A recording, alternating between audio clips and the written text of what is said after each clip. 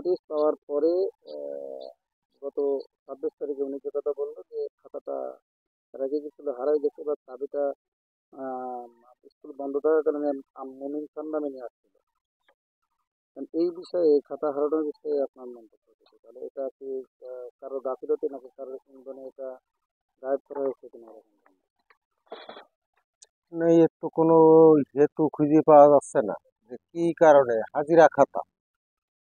হাজিরা খাতা দীর্ঘদিন যে অবস্থায় রাখা হয়, ওই আমার এই যে পিয়ন ও ছাত্র, ও বের করে রাখে, টেবিলের উপর থাকে, সেখান থেকে একটা নির্দিষ্ট যে আলমারির একটা জায়গা আছে সেখানে থাকে, কিন্তু সেখানে তালাবদ্ধ থাকে না।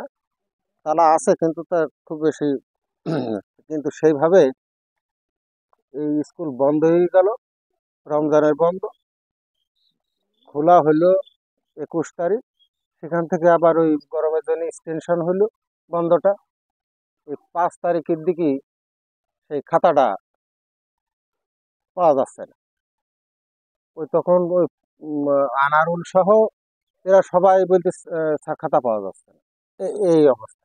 কিন্তু আমি তাদেরকে বললাম খাতা পাওয়া যাচ্ছে না, কেন পাওয়া যাচ্ছে না, এটা খোঁজো, ভালো করে খোঁজো।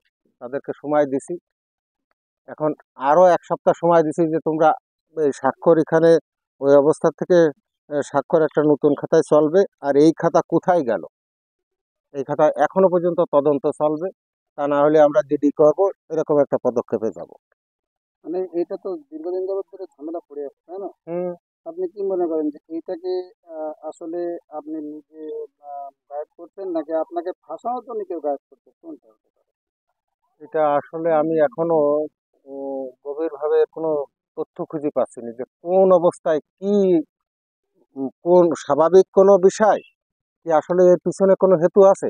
এখন আমি এর কোনো আহ, প্রশ্নের উত্তর আমি নিজেও খুঁজে পাচ্ছি না।